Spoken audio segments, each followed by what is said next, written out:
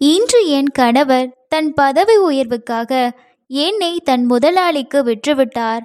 ஆனால் அந்த முதலாளி வேறு யாரும் இல்லை, என் முன்னாள் காதலன்தான். மதிய வேளையில் நான் என் வீட்டு வேலைகளை பார்த்து கொண்டிருந்தேன். அப்போது வீட்டுக்கு வந்த என் கணவர் அருண் என் பின்னால் வந்து என்னை இறுக்கமாக அணைத்து என் காதருகே மெதுவாக சொன்னார், ஹனி, இன்று மாலை நாம் வெளியே செல்கிறோம். மாலை முழுவதும் ஊர் சுற்றிவிட்டு ஒரு ஹோட்டலில் அறை எடுத்து தங்குவோம். தயாராக இரு. அவர் இப்படி சொல்லிவிட்டு சென்று விட்டார். அவரது வார்த்தைகள் என்னை ஆச்சரியத்தில் ஆழ்த்தின. காரணம், எங்கள் திருமணத்துக்கு பிறகு அவர் என்னை ஒரு மனைவியாக முழுமையாக ஏற்றுக்கொள்ளவே இல்லை. இன்று அவரது இந்த அன்பான பேச்சு என் மனதை மகிழ்ச்சியில் ஆழ்த்தியது. வேக வேகமாக வேலைகளை முடித்துவிட்டு கண்ணாடி முன் நின்று என்னுடனேயே பேசிக்கொண்டிருந்தேன். திடீரென என் மொபைலில் ஒரு செய்தி வந்தது. அருள்தான் அதை அனுப்பியிருந்தார். நன்றாக அலங்கரித்துக்கொள். படுக்கை அறையில் ஒரு பை வைத்திருக்கிறேன். அதில் ஒரு புதிய புடவை இருக்கிறது. அதை அணிந்து தயாராகு. நான் உடனே பையை எடுத்து திறந்தேன். அதில் மஞ்சள் நிறத்தில் தங்க நிற வேலைப்பாடு செய்யப்பட்ட ஒரு அழகான பட்டுப்புடவை இருந்தது. அந்த புடவையை பார்த்தவுடன் என் மனம் காற்றில் பறந்தது. இது என் கணவர் திருமணமான பிறகு எனக்கு தந்த முதல் பரிசு. அதை மிகவும் கவனமாக அந்த புடவையை எடுத்து அணிந்து கொண்டேன்.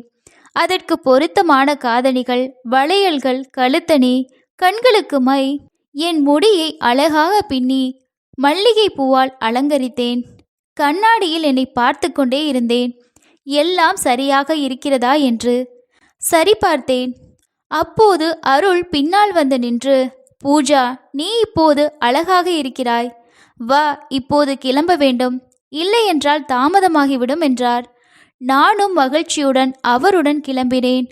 பல இடங்களுக்கு சென்று ஊர் சுற்றினோம். மாலை மெல்ல இரவாக மாறியது. அவர் என்னை ஒரு அழகான ஹோட்டலுக்கு அழைத்து சென்றார். அறையின் சூழல் மிகவும் இதமாக இருந்தது. ஆனால் அறைக்குள் நுழைந்தவுடன் என் இதயம் நின்றுவிட்டது போல உணர்ந்தேன். ஏனெனில் படுக்கையில் என் முன்னாள் காதலன் தேவ் அமர்ந்திருந்தான். அருள் என்னை பார்த்து, பூஜா, என் பதவி உயர்வு பற்றி கொஞ்சம் யோசி. நீ இங்கே இரு, இவரிடம் பேசு என்று சொல்லிவிட்டு வெளியே சென்று கதவை பூட்டிவிட்டார். நான் பயத்தில் கதவை தட்டினேன். ஆனால் எந்த பயனும் இல்லை. என் இதயம் பயத்தில் நடுங்கியது. தேவ் என்னை பார்த்து, கதவை தட்டி பயனில்லை. பூஜா, உன் கணவர் உன்னை 3 கோடி ரூபாய்க்கு எனக்கு விற்றுவிட்டார் என்றான். அவர் வார்த்தைகள் என் நெஞ்சை அடைத்தன. என்ன சொல்றீங்க என்று அதிர்ச்சியுடன் கேட்டேன். ஆமாம், உன்னை திருமணம் செய்தவன் தன் பதவி உயர்வுக்காக உன்னை தன் முதலாளியான எனக்கு விற்றுவிட்டான். சீ, இப்படிப்பட்டவனை நீ காதலித்தாயா என்று கேலியாக சிரித்தான். அவனது வார்த்தைகள் என் மனதில் எதிரொலித்தன. என் கண்களில் கண்ணீர் வழிந்தது. நான் என்னை ஒரு முற்றாளாக உணர்ந்தேன். ஒரு முதல் காதல் தவறாக இருந்திருக்கலாம், ஆனால் இந்த திருமணமும் தவறாகிவிட்டது. தேவ் மேலும் பேச ஆரம்பித்தான். அன்று நீ என் நண்பர்களுடன் மகிழ்ச்சியாக இருந்திருந்தால் இந்த நிலை உனக்கு வந்திருக்காது. ஆனால் கவலைப்படாதே பூஜா, நான் உன்னை தொடமாட்டேன். ஏனெனில் இன்று இல்லை என்றால் ஒரு நாள் நீயே என்னிடம் வருவாய். அவன் முகத்தில் ஒரு வெறுக்கத்தக்க புன்னகை தோன்றியது. இந்த கதவை தாண்டி வெளியே சென்றால் நீ ஒரு கற்பிழக்கப்பட்டவளாகவே கருதப்படுவாய்.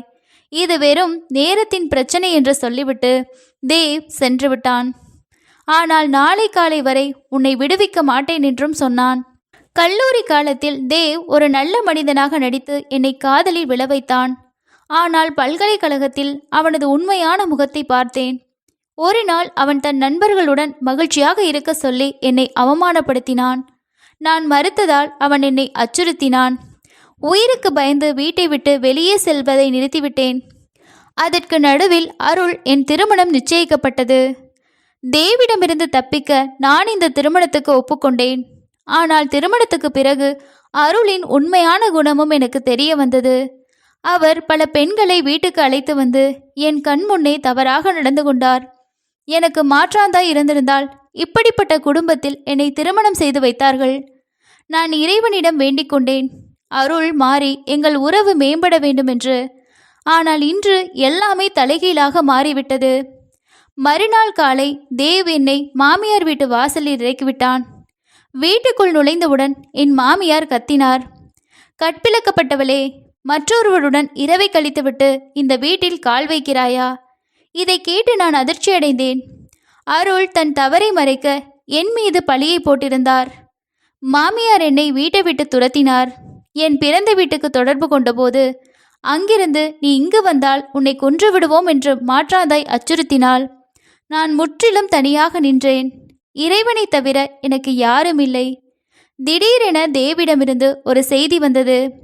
நீ என்னிடம் திரும்பி வர வேண்டிய கட்டாயத்தில் இருக்கிறாய் பூஜா. நான் மனதில் உறுதியாக முடிவு செய்தேன்.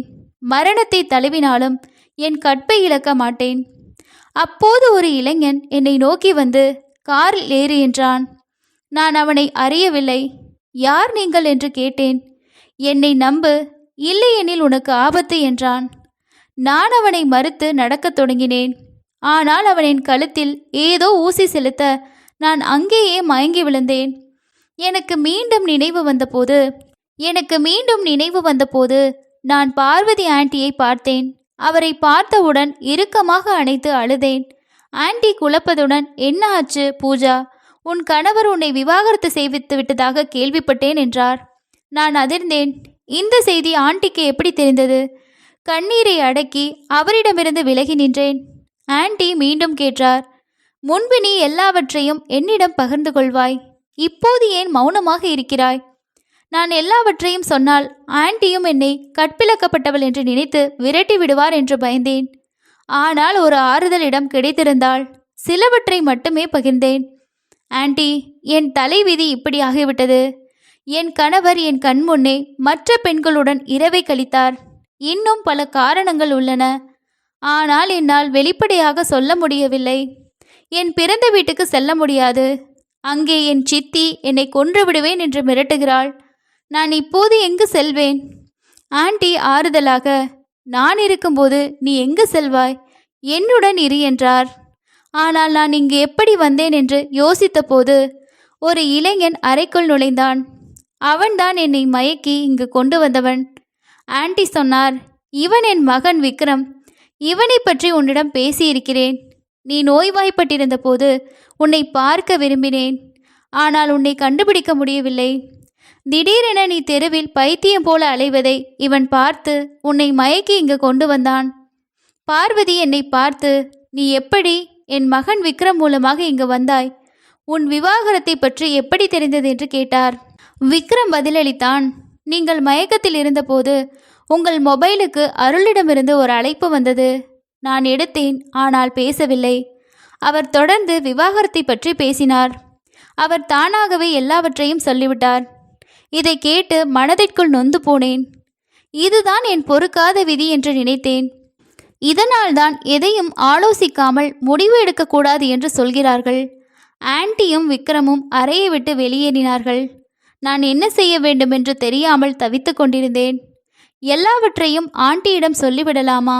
ஆனால் அவர்கள் என்னை தவறாக புரிந்து கொண்டால் என்ன ஆகும்? இப்படி பலவிதமாக யோசித்து என் தலைவலி தீவிரமாக தொடங்கியது.